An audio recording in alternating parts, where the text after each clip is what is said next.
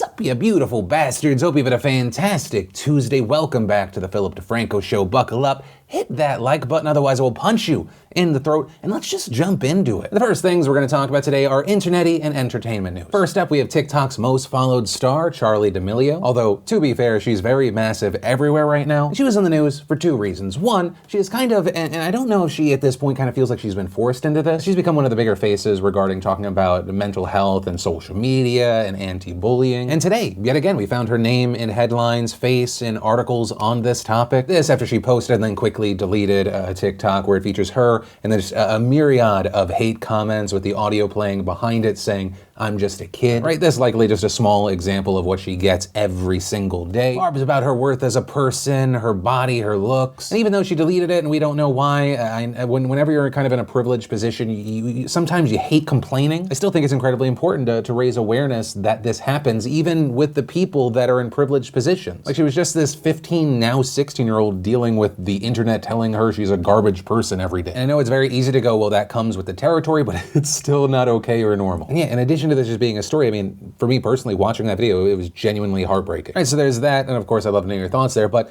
the positive news for her is it appears that she and her sister are about to launch a podcast. All right, so it appears that in addition to her other successes, she's securing that bag, which actually brings us to story number 2. We had Joe Rogan in the news because I can't even imagine how much money this deal was. Joe Rogan announced today that his podcast, which is easily one of the biggest podcasts in the world, will soon be exclusive to Spotify. Explaining in a video today how things will transition in September until eventually in the end of the year, all new content will be on Spotify, including the video content. So I guess 1, congratulations to Joe Rogan on whatever the hell this giant bag of money looks like. And 2, this appears to be once again the continuation of locking people down exclusively. We've seen this heavily in the gaming space. We know that it's been happening in the podcast space, but I mean, as far as licensing acquisitions go, this is something that makes waves. And in fact, as of recording this video, Spotify's stock price jumped 8.42%. So big news. It's gonna be interesting to see what follows. Also, once the transition's done, it'll be interesting to see how it affects his numbers. Personally, I will say if there's anyone that could continue and maybe even get further success going exclusive, I think it could be Joe Rogan. He's been so big everywhere with them transitioning this from September to the end of the year. They're giving themselves a lot of runway to say, hey, follow us on Spotify. Hey, follow us on Spotify. And in addition to that, and I think it's a very intelligent move because it'll make him money when he posts them, but also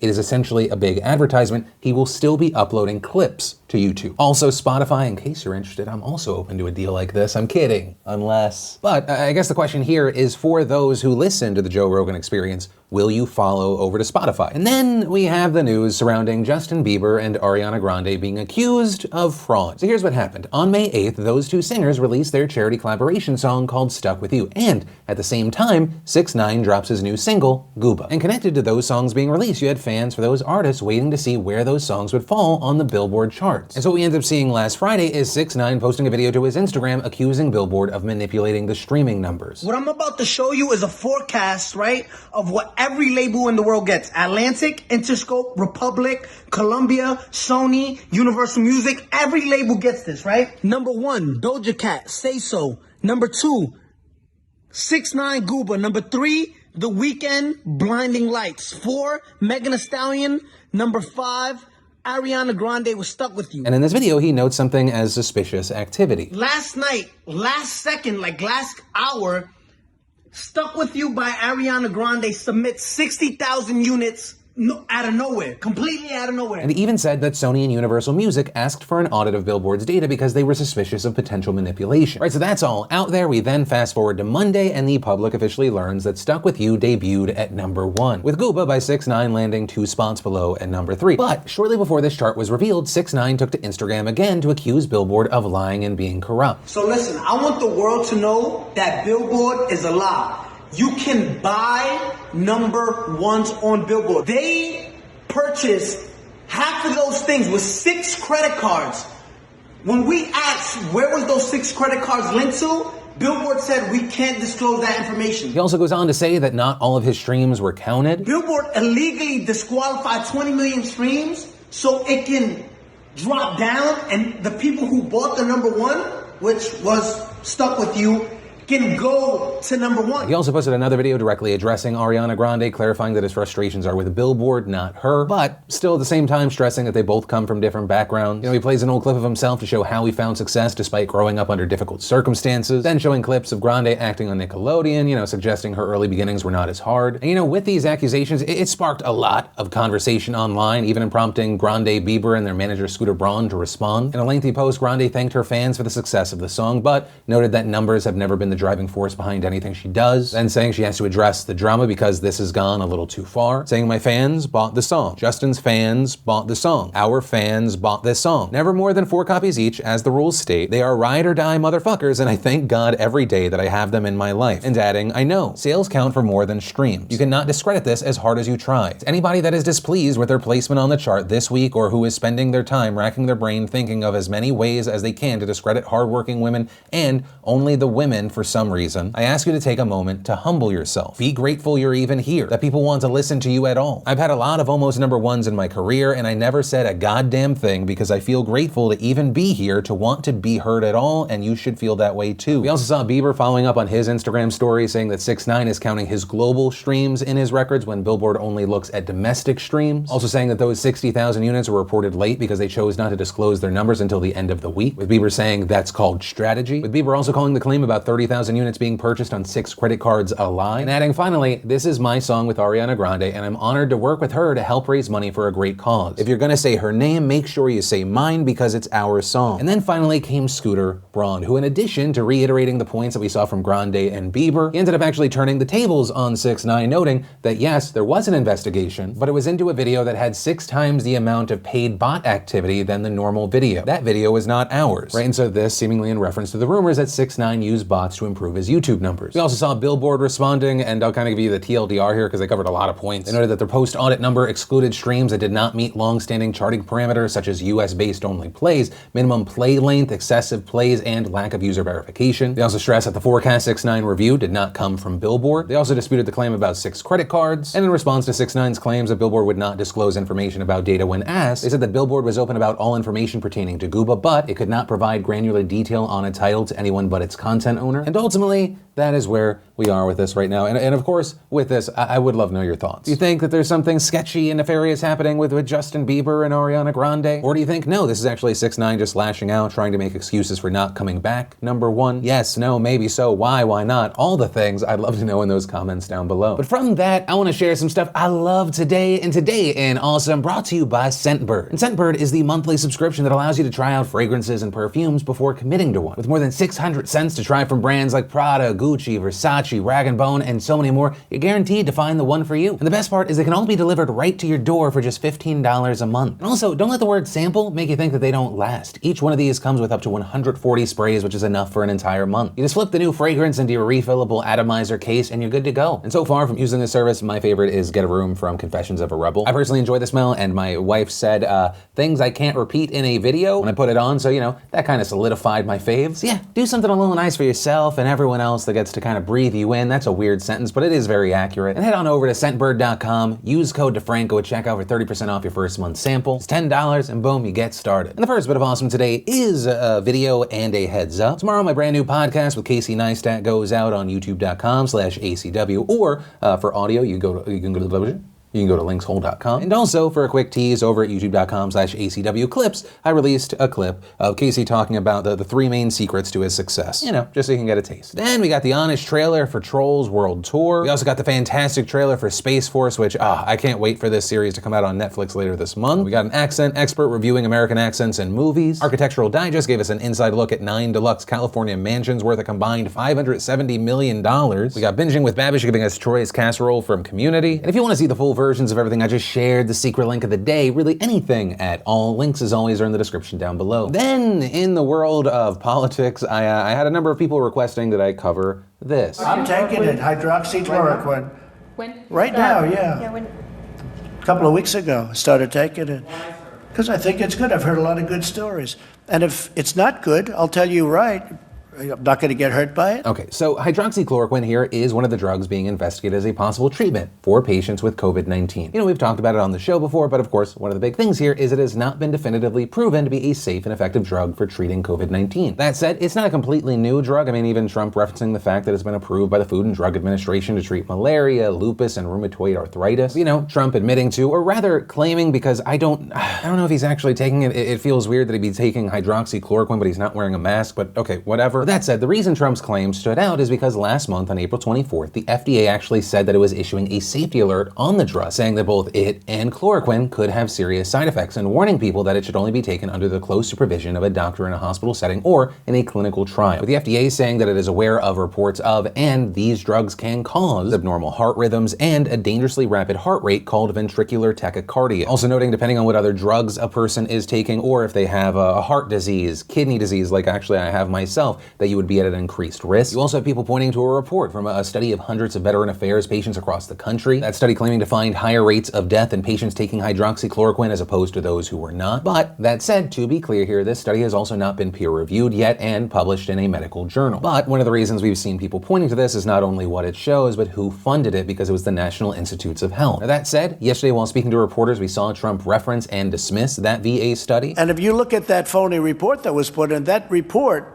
on the hydroxy was given to people that were in extraordinarily bad condition. Extraordinarily bad.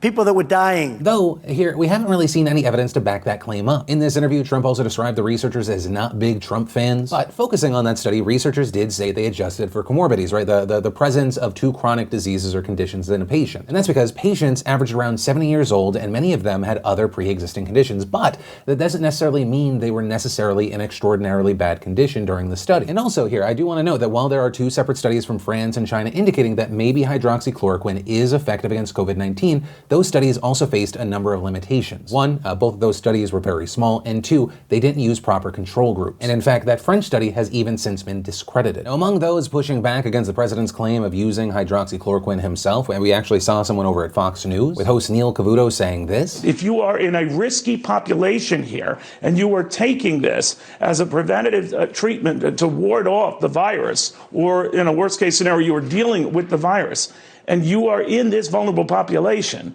it will kill you. I cannot stress enough. This will kill you. So again, whatever benefits the president says this has, and certainly it has had for those suffering from malaria, dealing with lupus, this is a leap that should not be taken casually by those watching at home or assuming, well, the president of the United States says it's okay. With Cavuto also saying that the VA study that Trump dismissed wasn't a political one and that it should be taken seriously. Though that, of course, wasn't the opinion of everyone over at Fox News. You had Greg Gutfeld of The Five encouraging viewers to still take the drug. But still, it appeared that Trump was annoyed with Fox News, adding the pressure we've seen lately. Tweeting, "Fox News is no longer the same. We miss the great Roger Ailes. You have more anti-Trump people by far than ever before. Looking for a new outlet." We also saw Speaker of the House Nancy Pelosi concerned for Trump. He's our president, and I would rather he not be taking something that has not been approved by the scientists, especially in his age group and in his, shall we say, weight group, what is morbidly obese, they say. Now, I'm going to go out on a limb here and say I don't think she's being genuine with her concern. And she essentially called Donald Trump an old fat fuck on live TV, but in mom language, which, of course, resulted in a number of different reactions. Some people loving it, considering this Pelosi fighting fire with fire, since Trump has a history of going after people's looks. But at the same time, you also had people who hated it, saying that no matter the target, fat shaming is wrong. This because it promotes it in general. You also had some claiming that there was a double standard here, right? If it was a Republican who said this about a Democrat, there'd be a much different reaction. Also, this aspect of the story has now resulted in a number of articles asking, well, is Trump actually morbidly obese? Which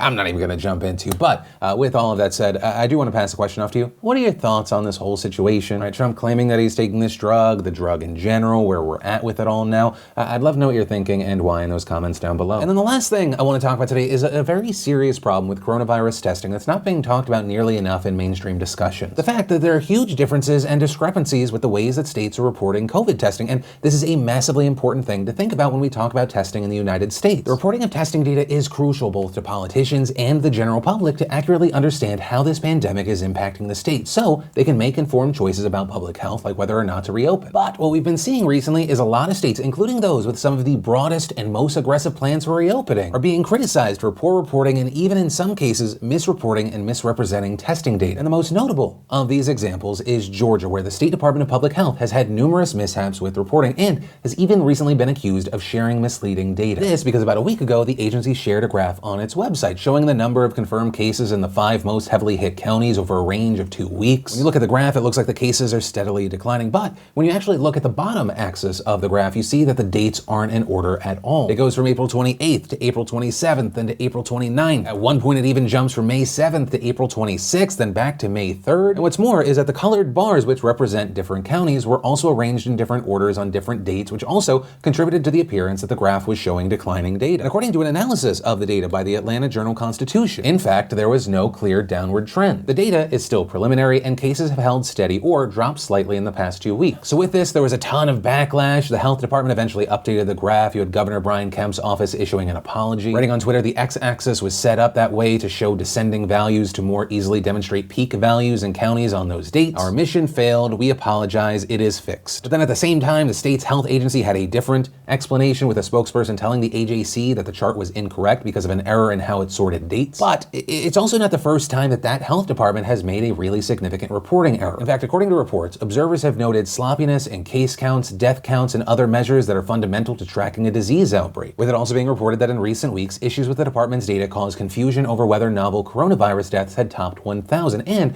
that the agency erroneously posted at least twice that children died. And while the AJC notes that some of that could be forgiven as mistakes made during a chaotic time, that the chart seems to step over that line, which is why some are skeptical that this was even an accident. You have people like State Representative Jasmine Clark, who has a doctorate in microbiology and molecular genetics, telling the AJC, "I have a hard time understanding how this happens without it being deliberate. Literally nowhere ever in any type of statistics would that be acceptable," right? Especially because it is a mistake that portrayed the data in a way that favors Kemp's early easing of restriction. Additionally, the Georgia Health Department has been accused of moving the goalposts, this over how they portrayed and represented data. For example, they have a map of the state that colors counties in shades of blue and red based on rates of infection. But recently, that health department raised the bar on how high an infection rate needs to be before a county is colored red. And as a clinical associate professor at the Georgia State University School of Public Health pointed out, based on the key they were using a couple weeks ago, a good third to half of our state would show up as red right now. But adding, because they keep moving the goalposts, if you will, it doesn't look that way. Also, notably, it's been pointed out that there's another graph on the agency's website that has led readers to think that cases were dropping dramatically, even though lower case numbers were actually the result of a lag in data collection. And it's actually that last part that is very important, because it speaks to a broader issue with the very methodology behind how this agency reports the data at its core. Right, Georgia here used to report cases based on testing date, but in late April, right when Kemp began to reopen the state, they began reporting based on when people had symptoms. And so what that reportedly means is, because it can take weeks for case information to come in, the new method always appears to show that cases are declining, even if they are not. Also adding, the data lag caused by how the state records cases meant that counts for recent dates are often a fraction of what they turn out to be when the data is more complete. And so as a result, experts have said that these daily numbers are actually a representation of what the case count was about 2 weeks earlier. Therefore, as Business Insider pointed out, Georgia's optimistic looking data from recent weeks may be reflecting the success of the state's lockdown measures rather than reflecting the success of lifting those measures. And at a time where people are more desperate than ever, more people are saying we need to open now, these data issues can be incredibly dangerous. Right? Because as anyone who has ever played an online game can tell you, lag equals death. When you're not navigating with the most up-to-date information while others, in this case, I guess COVID-19 is, that's not great for you. Understand, I say this as someone that is hoping that everything can trend downward. But transparency, due diligence, and trust in this data is important. And also, Georgia isn't the only other state with data reporting problems. Like Texas, for instance, which is arguably the broadest plan for reopening. According to the Texas Tribune, the state's testing data, quote, now includes antibody tests, which can detect whether a person previously recovered from COVID-19 in its daily testing totals. But noting, the state reports do not differentiate those figures from standard nasal swab tests, so it's impossible to know how many tests show active infections and how many show previous infections. Right, so the situation here is that things may actually look worse than they really are. But it also artificially inflates both the number of tests the state says that it has done and falsely improves their positivity rate, which compares the number of people who have tested positive to the total number of people tested. And that is a huge deal, because both increased testing and decreasing positivity rates are the two main factors that the CDC and the Trump administration recommend for reopen. And even beyond that, experts have said that combining these two totally different data sets basically makes a positivity rate data unusable. unusable. Virginia, another state that's begun to reopen, also did the same thing, but after receiving a ton of backlash, the state announced last week that it would stop doing that. And then of course you have Florida, which at the time it began to reopen, reportedly actively tried suppressing county coroners from releasing COVID-19 death tallies. And we're also seeing reports today like that from the Miami Herald, reporting the state official managing Florida's public dashboard of COVID-19 data says that her office has been removed from the project and questioned the Department of Health's commitment to accessibility and transparency. But ultimately, that is where we are right now. We're gonna have to wait and see. And with this story, I did want to pass the question off to you.